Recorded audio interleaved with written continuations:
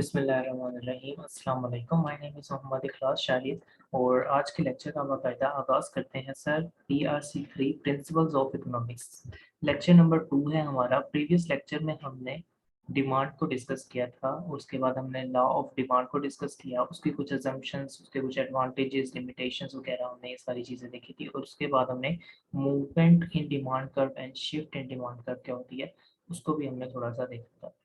अच्छा सर, उसके अलावा एक चीज़ हम यहाँ पर डिस्कस करते चले कि जितनी भी मैंने स्लाइड्स में डाटा यूज़ किया है, ये सारा मैंने आईकैप स्टडी टेक्स्ट से एक्सट्रैक्ट किया हुआ है। जो चीज़ें मुझे वहाँ पे इम्पोर्टेंट लगी, वो मैंने उठा के अपनी स्लाइड्स में पुट कर दी।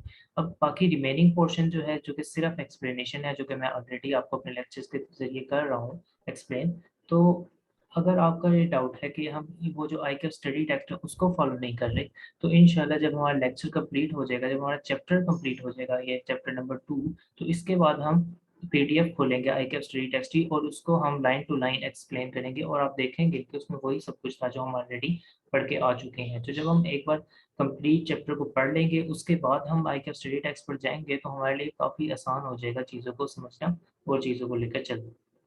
तो आज के लेक्चर में हमने जो स्टडी करना है बेसिकली वो है सबसे पहले तो supply.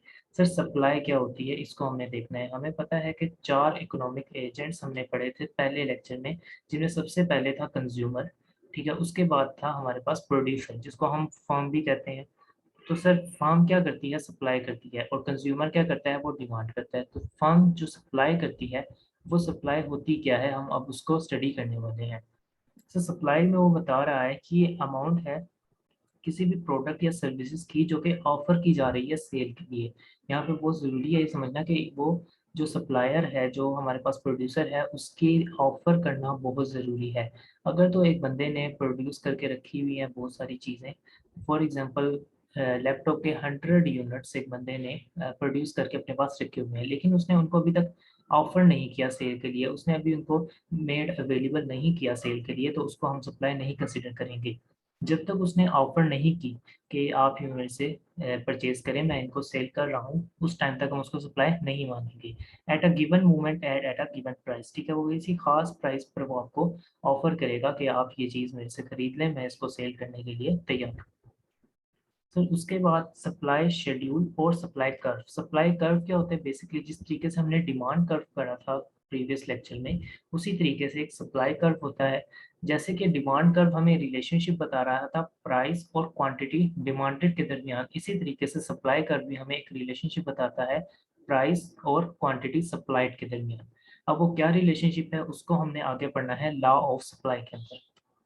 Sir law of supply बहुत ही सिंपल सा लॉ है जिसमें वो बता रहा है जब जब गुड की प्राइस इंक्रीज हो रही होगी, सर जब जब गुड्स की प्राइस इंक्रीज होती है, तो इससे होता क्या है कि जो उसकी सप्लाई है वो भी इंक्रीज हो जाती है। सर हमने बात की थी कि जब हमारी प्राइस किसी भी चीज़ की बढ़ेगी तो उसकी सप्लाई इंक्रीज हो जाएगी। सेट्रस पेरिबस यानी कि कुछ फैक्टर्स हैं जिनका सेम रहना ज़रूरी है। अब वो कौन से फैक्टर्स हैं? जिस तरीके से हमने लॉ ऑफ डिमांड में कुछ फैक्टर्स पढ़े थे, इसी तरीके से कुछ फैक्टर्स लॉ ऑफ सप्लाई के अंदर भी हैं जिनका सेम रहना बहुत ज़रूरी है। सर क्या ये अब होता क्यों है? सर प्राइस बढ़ने से सप्लाई क्यों बढ़ जाती है? क्योंकि हर इन्वेस्टर ये चाहता है कि उसको ज़्यादा से ज़्यादा प्रॉफ़िट हो, उसको ज़्यादा से ज़्यादा वो पैसे कमा सके। फॉर एग्ज़ाम्पल कोई चीज़ बनाने में, मैं 1 यूनिट लैपटॉप का बनाने में मुझे ₹10,000 पड़ते हैं, तो मैं उसको आगे बेचूँगा ₹20,000 का। तो सर जितनी ज़्यादा उसकी प्राइस बढ़ेगी, मुझे ₹10,000 का एक लैपटॉप पड़ रहा है, अगर मैं उसको 20,000 में बेचूँगा, तो मैं ज़्यादा खुशी से उसको बेचूँगा, ठीक है? क्योंकि मुझे 10,000 का प्रॉफ़िट हो रहा है। अगर वो मेरा ₹30,000 में बिकने लग जाए, तो मैं और ज़्यादा सप्लाई करूँगा ताकि मुझे ज़्यादा से ज़्यादा प्रॉफ़िट हो सके। सर तो ये मेन रीज़न है कि जिसकी वजह से अगर किसी भी चीज़ की प्राइस बढ़े तो उसकी वजह से उसकी सप्लाई जो है, जो फ़र्म होती है, जो प्रोड्यूसर होते हैं, उसकी सप्लाई को बढ़ा देती है ताकि वो ज़्यादा से ज़्यादा रेवेन्यू जनरेट कर सकें। सिर्फ सेट्रस पैरिबस यानी कि कुछ चीज़ें हैं जिनका सेम रहना, जिनका कांस्टेंट रहना ज़रूरी है। वो कौन-सी चीज़ें हैं? सर असम्पशन्स हैं इस लॉ की वो बेसिकली, और वो कौन-कौन सी असम्पशन है? Sir cost of production. Cost of production जो है वो सेम रहनी चाहिए। जैसे कि मैंने अभी एग्ज़ाम्पल दी थी, मुझे ₹10,000 का अगर लैपटॉप पड़ रहा है, तो जैसे-जैसे मैं उसकी प्राइस इंक्रीज़ करूँगा, मैं उसकी सप्लाई भी इंक्रीज़ कर दूँगा, लेकिन कॉस्ट ऑफ प्रोडक्शन जो जो मुझे ₹10,000 का लैपटॉप पड़ रहा था, वो 10,000 का ही रहना चाहिए। उसकी कॉस्ट जो है, वो इंक्रीज़ नहीं होनी चाहिए। सर टेक्नोलॉजी और technique of production remain alike. Sir technology same रहनी चाहिए। अगर मेरे पास कोई एक नई मशीनरी मार्केट में इंट्रोड्यूस हो गई है, जिसकी वजह से जो लैपटॉप मुझे 1 दिन लगता था बनाने में, वो अब 1 घंटे में बन रहा है, तो सर वो टेक्नोलॉजी जो है एक्सेप्टेबल नहीं होगी। मुझे वही टेक्नोलॉजी इस्तेमाल करनी है, जो कि हमें पहले लैपटॉप बनाते हुए इस्तेमाल कर रहा था। तो ये इस लॉ के अंदर एक असम्पशन है कि ये चीज़ें सेम होनी चाहिए, कांस्टेंट होनी चाहिए। क्यों? क्योंकि अगर तो टेक्नोलॉजी चेंज हुई, सर अगर टेक्नोलॉजी चेंज हुई, इसकी वजह से क्या होगा, मेरी कॉस्ट जो है वो कम हो जाएगी और उसके जो इफ़ेक्ट्स होंगे वो चेंज हो जाएँगे। तो इस वजह से जो अगर हम लॉ पढ़ रहे हैं, कौन-सा लॉ पढ़ रहे हैं कि प्राइस बढ़ने से सप्लाई हम बढ़ा देंगे, तो उसके अंदर ये इन चीज़ों का होना ज़रूरी है। There should not be any change in tax. Sir tax क्या और सब्सिडी, सर टैक्स क्या होता है जो हम गवर्नमेंट को पे करती हैं और सब्सिडी क्या होती है जो गवर्नमेंट हमें पे कर रही होती है। सर टैक्स और सब्सिडी में किसी किस्म का कोई चेंज नहीं आना चाहिए। फॉर एग्ज़ाम्पल अगर तो टैक्स बढ़ गए, अगर 2 टैक्स बढ़ गए, जिससे इफ़ेक्ट क्या होगा, हमारी कॉस्ट ऑफ प्रोडक्शन बढ़ जाएगी। टैक्स बढ़ने से हमारी कॉस्ट ऑफ प्रोडक्शन बढ़ जाएगी। सर ये कैसे होगा? मैं कोई भी चीज़ बना रहा हूँ, मुझे एक मशीनरी मैं ले ला रहा हूँ जिससे मैं चीज़ों को बनाता हूँ, जिससे मैं लैपटॉप को बनाता हूँ।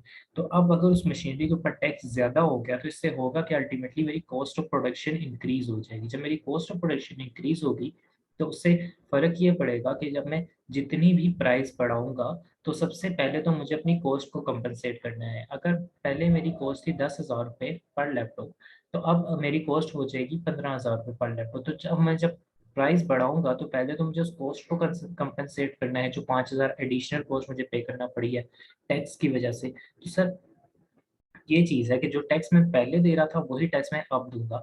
सर उसके अलावा क्या है, सब्सिडी की बात होती है। सर सब्सिडी यानी कि गवर्नमेंट कोई मुझे प्रोवाइड कर रही है हेल्प। मैं कोई ऐसी अच्छी चीज़ बना रहा हूँ, गवर्नमेंट उसको प्रमोट करना चाह रही है, तो गवर्नमेंट क्या करेगी? गवर्नमेंट कहेगी आप हमसे पैसे लो और इस चीज़ को ज़्यादा से ज़्यादा बनाओ।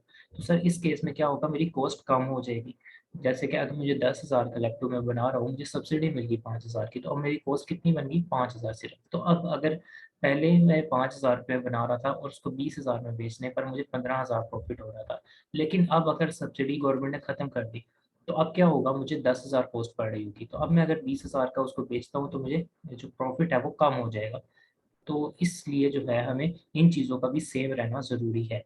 प्राइस ऑफ इनपुट और रॉ मटेरियल चेंज नहीं होनी चाहिए, वही कॉस्ट ऑफ प्रोडक्शन के अंदर ही आ जाती हैं ये चीज़ें भी। तो जो इनपुट है, जो चीज़ें मैं ले रहा हूँ, जिस तरह लैपटॉप की अगर बात करें, उसकी हार्ड डिस्क होगी, उसकी केसिंग होगी, ये चीज़ें जो है इनकी प्राइस जो है सेम रहनी चाहिए, वे चेंज नहीं होनी चाहिए। उसके अलावा price of other goods, sir ये अदर गुड्स क्या होती हैं? इनकी प्राइस जो है वो अनअफेक्टेड होनी चाहिए। सर ये पॉइंट थोड़ा-सा जो है इस पे डिस्कशन ज़रूरी है। Price of other goods should remain unaffected. Sir जो दूसरी गुड्स हैं उनकी प्राइस पे इसका इफ़ेक्ट नहीं होना चाहिए। ये क्या क्या बात कर रहे हैं सर ये? सर अदर गुड्स के अंदर हमारे पास 2 तरह की गुड्स हैं with respect to supply. Sir कुछ होती हैं substitute in production, substitute in production, और कुछ होती हैं complement in production. Substitute in production होती हैं जो एक ही फैक्ट्री में अगर कोई गुड बन रही है, अगर कोई गुड एक ही फैक्ट्री में एक ही मशीनरी को यूज़ करके बन रही है। फॉर एग्ज़ाम्पल हम बात करते हैं, एक फैक्ट्री है उसमें लेज़ और पेप्सी दोनों एक साथ बन रही हैं।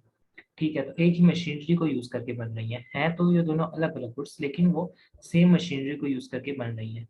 जैसे कि 50% मशीनरी हमारी लेज़ पे लग रही है, 50% मशीनरी पेप्सी पे लग रही है। तो वो है सब्स्टिट्यूटेड प्रोडक्शन, जो कि सेम मशीनरी को यूज़ करके बनाई जा रही है। और कुछ होती है कॉम्प्लीमेंट्री प्रोडक्शन, तो जिनका सोर्स एक हो, जैसे कि हमें जो है लेदर भी गाय से मिल जाती है और मीट भी गाय से मिलता है। तो अब अगर हम सिर्फ मीट हासिल करना चाहें, तो हमें लेदर खुद ब खुद हासिल हो जाएगी, क्योंकि हमें गाय तो खरीदनी पड़ेगी, तो उससे हमें लेदर भी मिल जाएगी। और same in the same way अगर मैं लेदर हासिल करना चाहूँ, तो मुझे मीट खुद ब खुद मिल जाएगा। तो ये कॉम्प्लीमेंट करती होती हैं, एक-दूसरे को कॉम्प्लीमेंट करती हैं। ये वो चीज़ें होती हैं जो एक-दूसरे के साथ-साथ प्रोड्यूस हो रही होती हैं। तो सर इनके ऊपर कोई इम्पैक्ट नहीं होना चाहिए। तो जैसे इसको अब हम डिस्कस करें, इसको हम रिलेट करें अपनी असम्पशन के साथ, तो होगा क्या सर? अगर तो एक सब्स्टिट्यूट है, substitute in production. Sir substitute in production है, जिनमें हमने एग्ज़ाम्पल ली है लेज़ और पेप्सी की। तो हम सपोज़ कर लेते हैं कि जो लेज़ है वो सब्स्टिट्यूट को इन प्रोडक्शन गुड है। तो अगर तो लेज़ की प्राइस हमारी बढ़ रही है, लेस की प्राइस बढ़ने से लेस की अपनी सप्लाई क्या होगी, ज़्यादा हो जाएगी। और जब लेस की अपनी सप्लाई ज़्यादा होगी क्योंकि मशीनरी हमारे पास सेम है जो कि हमने यूज़ करके लेज़ और पेप्सी बनानी है, तो इससे होगा क्या, अल्टीमेटली पेप्सी की सप्लाई कम हो जाएगी। और ये हम देखें, अगर कम्प्लीमेंट गुड्स में देखें, कम्प्लीमेंट इन प्रोडक्शन में देखें, अगर हम कम्प्लीमेंट गुड्स दूसरी थी, हम ये कम्प्लीमेंट इन प्रोडक्शन देख रहे हैं। कम्प्लीमेंट प्रोडक्शन के अंदर अगर हमें जो है गाय के जो मीट है उसकी प्राइस अगर बढ़ रही है, तो गाय के मीट की प्राइस बढ़ने से हम गाय का मीट ज़्यादा से ज़्यादा सप्लाई करेंगे। और जब गाय के मीट की सप्लाई ज़्यादा होगी तो अल्टीमेटली जो लेदर थी, जो गाय की स्किन से हमें लेदर हासिल हो रही थी, उसकी सप्लाई भी ज़्यादा हो जाएगी। तो सर ये कुछ इफ़ेक्ट होता है सब्स्टिट्यूट इन प्रोडक्शन और कम्प्लीमेंट इन प्रोडक्शन का। तो अब वो अज़्यूम क्या कर रहा है कि जो अदर गुड्स हैं, जो सब्स्टिट्यूट इन प्रोडक्शन और जो कम्प्लीमेंट इन प्रोडक्शन है, सर उन पे कोई इफ़ेक्ट नहीं आना चाहिए। उनकी प्राइसेज़ पे हमारी मेन गुड की प्राइस का कोई इफ़ेक्ट नहीं आना चाहिए। सर ये कुछ असम्पशन्स हो गई हमारे जो है लॉ ऑफ सप्लाई जो था इसकी। सर उसके बाद इसकी एक टेबुलर रिप्रेजेंटेशन है, बहुत ही सिंपल सी है। जैसे-जैसे प्राइस बढ़ रही है, जैसे-जैसे प्राइस बढ़ रही है, उसकी जो क्वांटिटी सप्लाइड है वो भी इंक्रीज़ हो रही है। ठीक है सर, तो उसने राइस की एग्ज़ाम्पल दी है, quantity of rice producer want to produce and sell. ठीक है, वो जैसे-जैसे पहले 10 थी, तो वो 0 सप्लाई कर रहा था। वो क्यों 0 सप्लाई कर रहा था? क्योंकि उतनी सस्ती पे वो नहीं बेचना चाह रहा, वो प्रॉफ़िट अर्न करना चाहता है। जब 20 हुई तो उसने अपनी सप्लाई बढ़ा दी, जब प्राइस और ज़्यादा हुई तो उसने और ज़्यादा प्राइस अपनी सप्लाई बढ़ा दी, और जब प्राइस 60 पर टन हो गई तो उसने अपनी सप्लाई भी बहुत ज़्यादा कर दी, उसने 65 पर टन बढ़ा दी। ठीक है? तो इस तरीके से जो है ये टेबुलर फॉर्म, हमने टेबुलर रिप्रेजेंटेशन इस लॉ की देख ली। अब हम देखेंगे ग्राफिकल रिप्रेजेंटेशन सप्लाई का। सर हमने पहले डिमांड कर्व जब पढ़ा तो उसमें हमने वाई एक्सिस पर ली थी प्राइस, रुपीज़, और इसके अंदर भी हम वाई एक्सिस पर रुपीज़ ले रहे हैं, और नीचे एक्स एक्सिस पर हमने क्वांटिटी डिमांडेड ली थी, और यहाँ पर भी हम क्वांटिटी सप्लाइड ले रहे हैं। तो सर एक चीज़ हम अगर यहाँ पे कंक्लूड कर लें कि हम वाई एक्सिस पे प्राइस ले लेंगे ताकि हमारे लिए काम आसान हो जाए याद रखने में। तो सर क्या करेंगे हम, जब देखें प्राइस कम है, सर जब प्राइस हमारे पास लो है, तो क्या है, सप्लाई भी हमारे पास लो है, सप्लाई ज़ीरो है। ठीक है, उसके बाद जैसे-जैसे प्राइस ऊपर जा रही है, जब वाई एक्सिस है तो ऊपर की तरफ का मतलब है कि प्राइस इंक्रीज़ हो रही है। जैसे-जैसे प्राइस ऊपर जा रही है, प्राइस इंक्रीज़ हो रही है, तो सप्लाई भी इंक्रीज़ हो रही है जी। वो जब वर्टिकली ऊपर जाने का मतलब price increase, horizontally rightward move करने का मतलब सप्लाई इंक्रीज़। तो जैसे-जैसे प्राइस ऊपर जा रही है, सप्लाई भी बढ़ रही है, और प्राइस ऊपर जा रही है और सप्लाई बढ़ रही है, और प्राइस जब इस पॉइंट पे प्राइस पहुँची, इस पॉइंट पर, तो जो हमारी सप्लाई थी वो भी 0 से मूव करके इस यहाँ तक आ गई।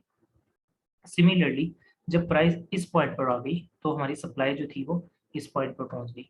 तो ये इस तरीके से हम इसकी ग्राफिकल रिप्रेजेंटेशन शो करते हैं। तो उसके बाद क्या है, चेंज इन क्वांटिटी सप्लाइड और एक्सटेंशन और and contraction in supply. Sir जिस तरीके से हमने movement in demand curve and shift in demand curve का कॉन्सेप्ट पढ़ा था, इसी तरीके से मूवमेंट इन सप्लाई कर्व और शिफ्ट इन सप्लाई कर्व भी होती है। सर मूवमेंट क्यों होती है? प्राइस की वजह से।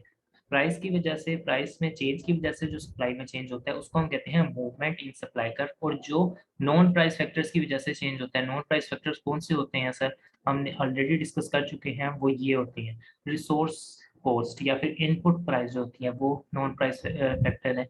जो टेक्नोलॉजी का यूज़ है वो नॉन प्राइस फैक्टर है। जो टैक्स और सब्सिडी है और जो प्राइस ऑफ अदर गुड्स को हमने काफ़ी डिटेल से डिस्कस कर लिया है। सर इन ये 4 जो हैं वो ये ऐसी चीज़ें हैं जो कि शिफ्ट की वजह बनती हैं, और ये नॉन प्राइस फैक्टर्स हैं। तो नॉन प्राइस फैक्टर पे ये तो प्राइस आ गई, लेकिन ये प्राइस अब हमारी मेन गुड की नहीं है, ये प्राइस अदर गुड्स की है। वो अदर गुड्स कौन सी हैं? एक तो कम्प्लीमेंट इन प्रोडक्शन और एक substitute in production goods. Complement in production और सब्स्टिट्यूट इन प्रोडक्शन की प्राइस जो है वो शिफ्ट की वजह बनती है। सर उसके बाद वो क्या कह रहा है, change in supply mean shift in supply curve due to change in factor other than on price. Sir shift जो है सप्लाई में उसको हम कहते हैं चेंज इन सप्लाई। जो शिफ्ट है उसका दूसरा नाम है चेंज इन सप्लाई। यहाँ पे दो बहुत मिलती-जुलती टर्म्स हैं, चेंज इन सप्लाई और change in quantity supplied. Sir देखने में ये एक ही जैसी लग रही है, इनका मीनिंग भी एक ही जैसा हमें फील होता है, लेकिन इनका जो कॉन्सेप्चुअली इनका मतलब अलग है कि वो कैसे क्योंकि जब जब वो आपको लिखकर देगा चेंज इन सप्लाई, तो इसका मतलब है शिफ्ट हो रही है सप्लाई में, शिफ्ट सप्लाई कर्व में शिफ्ट आ रहा है। और शिफ्ट हमें मालूम है हमेशा नॉन प्राइस फैक्टर्स की वजह से आता है। उस चीज़ की अपनी प्राइस की वजह से वो शिफ्ट चेंज नहीं हो रही, उस चीज़ की प्राइस के अलावा कुछ और फैक्टर्स है उनकी वजह से ये चेंज आ रहा है। सर अगर वो बात करें चेंज इन क्वांटिटी सप्लाइड की, सर अगर उसने टर्म यूज कर ली चेंज इन क्वांटिटी सप्लाइड, तो इसका मतलब है मूवमेंट। सर मूवमेंट का हमें मालूम है कि एक ही जो कर्व थी उसके अंदर ऊपर नीचे जो हो रही है वो प्राइस की वजह से, जैसे कि हमने प्रीवियस में डिस्कस की कि प्राइस की वजह से ऊपर नीचे जा रहा था सप्लाई कर्व हमारा, तो इसको हम कहते हैं movement along the supply curve. और जो इसके अलावा वो जो होता है, जो अगर हम इसी पर ड्रा करें, अगर इस तरीके से ये हो जाए तो इसको कहते हैं शिफ्ट इन सप्लाई कर्व, और ये हमेशा नॉन प्राइस फैक्टर्स की वजह से आता है। सर इसकी एक इलस्ट्रेशन भी देख लेते हैं। अब देखें जैसे कि सप्लाई थी हमारी यहाँ पर, ठीक है, उसके बाद हमारी सप्लाई शिफ्ट हो गई राइटवर्ड। सर इसका मतलब है सप्लाई इंक्रीज हो रही है। देखें सर इस पॉइंट से पहले सप्लाई हमारी थी इतनी, पहले जैसे कि हमने डिस्कस कर चुके हैं, प्राइस हमने ली है वाई एक्सिस पे, ठीक है, क्वांटिटी सप्लाइड हमने ली है एक्स एक्सिस पे। तो पहले हमारी सप्लाई इतनी थी, ये Q1 हमने पॉइंट को नाम दे दिया। उसके बाद सप्लाई हमारी बढ़ के Q2 पे चली गई, बट जो प्राइस है उसमें चेंज नहीं है। प्राइस देखें आप, Q1 पे वाले पॉइंट पे भी प्राइस सेम है और Q2 वाले पॉइंट पे भी प्राइस सेम है। तो इसका मतलब है कि जो जब भी हमारा शिफ्ट होगा तो उसमें प्राइस इन्वॉल्व नहीं होगी, इसमें नॉन प्राइस फैक्टर्स इन्वॉल्व होंगे। उसके बाद सर प्राइस कैसे डिटरमाइन होती है, किसी भी चीज़ की प्राइस डिटरमाइन करने का क्या तरीका है। सर इसके दो तरीके हैं। एक तो गवर्नमेंट गवर्नमेंट अब कोई लॉ बना दे, कोई रूल बना दे कि सर इस चीज़ की प्राइस आपने इतनी रखनी है, इससे ज़्यादा नहीं रखनी, इससे कम नहीं रखनी। सर वो तो एक अलग बात है, गवर्नमेंट ने लॉ बना दिया। अब गवर्नमेंट कैसे बनाती है उस लॉ को, ये गवर्नमेंट की मर्जी है। लेकिन हमने क्या पढ़ना है, हमने पढ़ना है इक्विलिब्रियम प्राइस क्या होती है या मार्केट प्राइस क्या होती है। अब अगर तो कस्टमर और जो सेलर है वो मिल के आपस में प्राइस डिटरमाइन कर रहे हो तो उसको कहते हैं मार्केट प्राइस या इक्विलिब्रियम प्राइस। सर ये कैसे डिटरमाइन होती है, मार्केट फोर्सेस के जरिए। मार्केट फोर्सेस कौन सी है सर, डिमांड और सप्लाई। सर ये जो डिमांड और सप्लाई को हम अभी पिछले एक लेक्चर में और इस लेक्चर में पढ़ा है सर, ये मिलके क्या करती हैं, प्राइस को डिटरमाइन करती है। किसी भी चीज़ की प्राइस कैसे डिटरमाइन होती है सर, डिमांड और सप्लाई के प्रिंसिपल से। जो लॉ और डिमांड और जो लॉ और सप्लाई हमने पढ़ा है, लॉ ऑफ डिमांड क्या कह रहा था, प्राइस बढ़ने से किसी भी चीज़ की डिमांड कम हो जाती है। और लॉ ऑफ सप्लाई में क्या बता रहा था कि किसी भी चीज़ की प्राइस बढ़ने से उसकी चीज़ की सप्लाई बढ़ जाती है। तो ये इन दोनों के कॉम्बिनेशन से किसी भी चीज़ की जो है मार्केट प्राइस हम डिटरमाइन करते हैं और उसको इक्विलिब्रियम प्राइस भी कहते हैं। सर मार्केट इक्विलिब्रियम क्या होता है? मार्केट इक्विलिब्रियम होता है, जैसे कि हमने पिछले सेक्शन में पढ़ लिया कि डिमांड जो है वो इन्वर्सली प्रोपोर्शनल है प्राइस से, यानी कि जब प्राइस बढ़ेगी तो डिमांड कम हो जाएगी। और आज के लेक्चर में हमने ये भी स्टडी कर लिया कि जब प्राइस बढ़ेगी तो उसकी सप्लाई बढ़ जाएगी। तो सर एक ऐसा पॉइंट आएगा, अगर हम इन दोनों को कंबाइंड कर लें तो एक ऐसा पॉइंट आएगा जहाँ पे दोनों पॉइंट इंटरसेक्ट करेंगे। इसको ग्राफिकली देखते हैं। सर ये थी हमारी डिमांड कर्व जो कि प्राइस बढ़ जो कि ये सबसे हाईएस्ट थी, ठीक है, प्राइस। तो यहाँ पे डिमांड बहुत कम है, आपको नजर आ रही है डिमांड बहुत कम है यहाँ पे, ठीक है। जैसे जैसे प्राइस कम हो रही है डिमांड हमारी बढ़ती जा रही है। जब प्राइस बहुत नीचे होगी तो डिमांड देखिए यहाँ से यहाँ मूव कर गई डिमांड, तो इट मीन्स डिमांड के अंदर जो है इंक्रीज आ गया। और अभी सप्लाई की बात करें, सप्लाई हाईएस्ट थी जब प्राइस भी हाईएस्ट थी। जैसे जैसे प्राइस कम हो रही है सप्लाई हमारी नीचे जा रही है, सप्लाई कम हो रही है। और सप्लाई हमारी कहाँ मूव कर रही है, सप्लाई हमारी लेफ्ट वर्ड्स मूव कर रही है, यानी कि सप्लाई कम हो रही है प्राइस के साथ। तो सर इसके अंदर इस ग्राफ को सबसे पहले तो समझ लें कि हमने वाई एक्सिस पर जो है वो प्राइस ली है, ठीक है, और जो एक्स एक्सिस है उस पर हमने डिमांड और supply, quantity demanded and quantity supplied दोनों ले ली है। तो इस केस में एक ऐसा पॉइंट आएगा जहाँ पर ये दोनों इंटरसेक्ट करेंगे, जहाँ पर ये दोनों आपस में मिलेंगे, उस पॉइंट को कहते हैं ये इक्विलिब्रियम पॉइंट है। और इस पॉइंट पर जो है हम कहते हैं यहाँ पे मार्केट इक्विलिब्रियम आ गया है। सो इसको अभी पहले थोड़ा सा देखते हैं टेबुलर फॉर्म में। Let us work through an example of price and construct a table using hypothetical numbers. ये हाइपोथेटिकल नंबर्स है, ये कोई हमने रियल वर्ल्ड एग्जांपल नहीं उठाई। सर वो बता रहे हैं पर टन उसने प्राइस बताई थी है, पहले 50 थी, फिर 40, फिर 30, फिर 20 और फिर 10। हमें मालूम है प्राइस क्या हो रही है, कम हो रही है। जब प्राइस कम होगी तो इसका इफेक्ट सप्लाई और डिमांड पे क्या पड़ेगा, सप्लाई जो थी वो भी कम हो जाएगी। जैसे कि हम देख रहे हैं 15, फिर 30, फिर 10, फिर 6 और फिर 1। जब किसी भी चीज़ की प्राइस कम हुई तो उसकी हमने सप्लाई क्या कर दी, कम कर दी। और उसकी डिमांड पे क्या फ़र्क पड़ेगा सर? डिमांड हम देख रहे हैं, डिमांड उसकी बढ़ रही है, क्योंकि हमें मालूम है जब भी किसी चीज़ की प्राइस कम होगी तो उसकी डिमांड बढ़ जाएगी, क्योंकि डिमांड और प्राइस में इन्वर्स रिलेशन है, जबकि डिमांड और प्राइस में तो इन्वर्स रिलेशन था, जबकि जो प्राइस और सप्लाई है उसमें डायरेक्ट रिलेशन है। उसके बाद वही सेम उन्होंने रिलेशनशिप को यहाँ पर एक्सप्लेन किया हुआ है। सर पहले केस में आप देखें, जो डिमांड है वो कम है, सप्लाई ज़्यादा है। तो इसका मतलब जो डिमांड है वो कम है एज़ कम्पेयर टू सप्लाई। तो इसका मतलब है जो मार्केट में जो है सरप्लस चीज़ें अवेलेबल है, मार्केट में सरप्लस सामान अवेलेबल है। तो यहाँ पे पावर शिफ्ट हो गई कंज़्यूमर के पास। तो इससे क्या होगा, कंज़्यूमर क्या चाहेगा, वो जो प्राइस होगी वो अल्टीमेटली कम करनी पड़ेगी सप्लायर को, विल डिप्रेस द प्राइस। इससे क्या होगा, अल्टीमेटली जो प्राइस होगी वो कम करना पड़ेगी सप्लायर को। क्यों सर? क्योंकि सप्लाई उसने बहुत ज़्यादा कर दी है, उसकी मार्केट में डिमांड कम है। सर उसके बाद क्या हुआ, जब उसने प्राइस कम कर दी, 40 पे वो प्राइस ले गया, तो इस केस में भी जो है उसकी सप्लाई तो उसको कम कर उसने कम कर दी, ठीक है। लेकिन अब क्या हुआ, डिमांड ज़्यादा हो गई, बट कंपैरेटिवली अब भी डिमांड कम है। तो क्या होगा, डिमांड अब भी कम है एज़ कम्पेयर टू सप्लाई, तो अब स्टिल अभी भी सरप्लस है मार्केट में। तो इससे क्या होगा, विल डिप्रेस द प्राइस, और प्राइस उसको और कम करना पड़ेगी। सर उसके बाद उससे वो प्राइस ले गया 30 पे, जब वो 30 पर प्राइस ले गया, ठीक है, तो जब प्राइस कम हुई और 40 से 30 पर आई तो उसने सप्लाई भी अपनी कम कर दी, 13 से 10 पे कर दी। और जब सब प्राइस कम हुई तो इससे जो डिमांड थी वो बढ़ गई, तो वो 7 से 10 पे आ गई। तो सर ये एक पॉइंट ऐसा है जहाँ पे आपकी डिमांड भी 10 है और आपकी सप्लाई भी 10 है, यानी कि जितनी सप्लाई उतनी ही डिमांड, जितनी डिमांड उतनी ही supply, quantity demanded is equal to quantity supply. तो इस पॉइंट को हम कहते हैं ये इक्विलिब्रियम है, और इसमें जो है प्राइस डायरेक्शन न्यूट्रल हो जाती है। ये वो पॉइंट है जहाँ पे वो इंटरसेक्ट करते हैं आपस में, this this is the point. Sir उसके बाद क्या होगा, अगर वो और भी ज़्यादा वो कहता है कि नहीं मैंने और ज़्यादा प्राइस डिक्रीज़ करनी है, तो फिर क्या होगा, जैसे ही वो 30 से 20 में मूव करेगा, सर क्या होगा, सप्लाई और कम हो जाएगी, क्योंकि प्राइस कम होने से सप्लाई तो कम होनी ही है, और जो डिमांड है वो और ज़्यादा बढ़ जाएगी। तो इस केस में क्या हो जाएगा, मार्केट के अंदर शॉर्टेज हो जाएगी, ठीक है।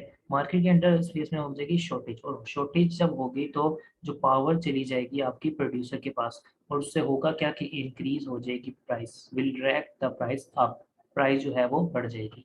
सर नेक्स्ट केस, उसने प्राइस और कम कर दी, 50 से वो मूव कर गया 10 पर।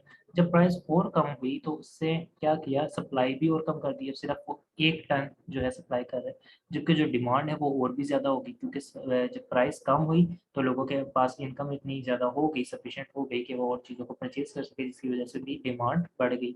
तो अब क्या हुआ, डिमांड ज़्यादा है, सप्लाई बहुत ही कम है, quantity demanded is greater than quantity supply. तो अब क्या होगा, बहुत ज़्यादा शॉर्टेज हो जाएगी, ठीक है। और इसकी वजह से होगा क्या, क्योंकि अब एक ही यूनिट अवेलेबल है मार्केट में, तो अब जो बना रहा है यूनिट उसकी मर्ज़ी से चलेगी मार्केट।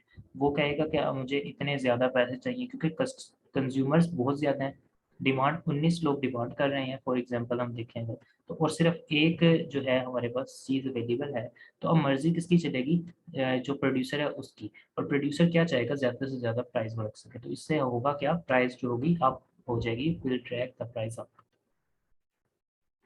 सर उसके बाद जो है हमारा आज की डिस्कशन खत्म हो जाती है, उसके बाद इंशाल्लाह नेक्स्ट क्लास में मिलते हैं। अल्लाह हाफ़िज़।